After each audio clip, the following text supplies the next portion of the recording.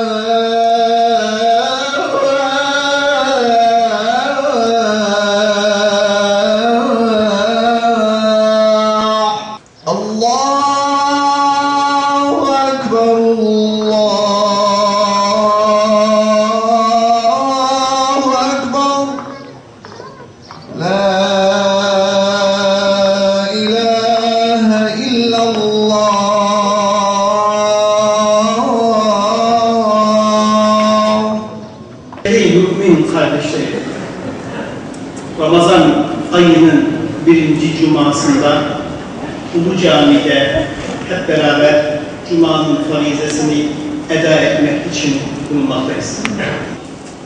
11 ayın sultanı Ramazan ayı çok mübarek bir ay. Bu Kur'an insanoğlunun, bakın Müslümanların değil, insanoğlunun hidayet rehberidir.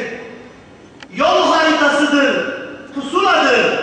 Onsuz bir merama erişilmez. Onsuz bir maksada ulaşılmaz. Kur'an'ın aydınlatmadığı yol karanlık yoldur. Her zaman mazlumun yanında olalım. Her zaman zalimin karşısında dik duralım. Zalim kim olursa olsun, babamız bile olsa, evladımız bile olsa zalim zalimdir.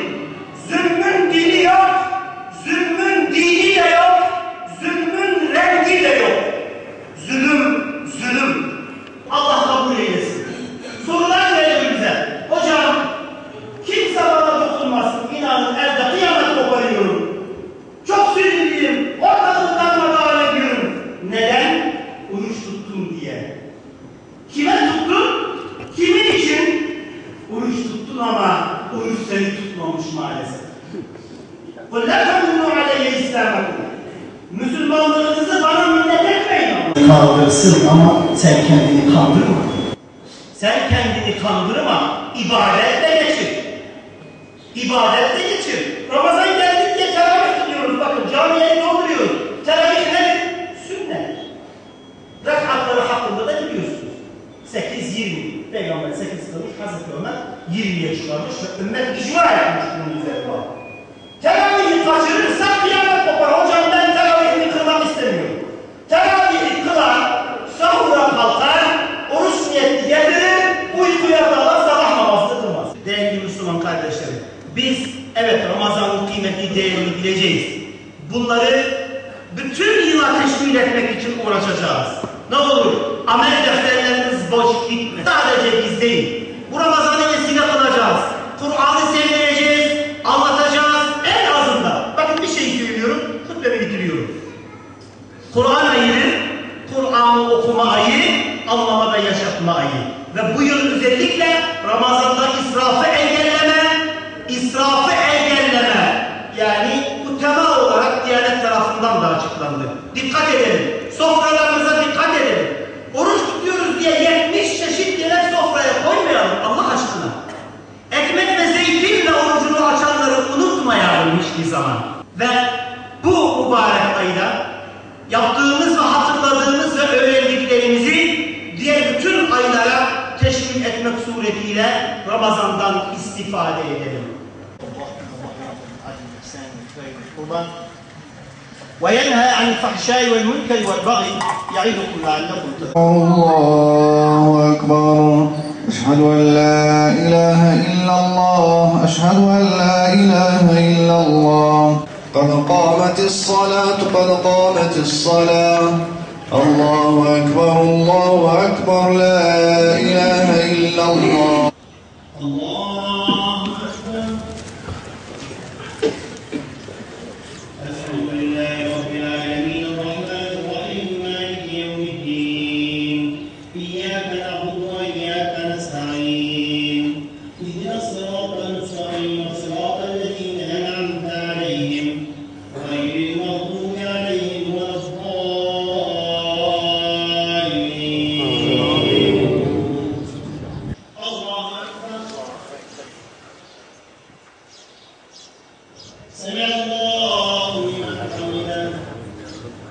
السلام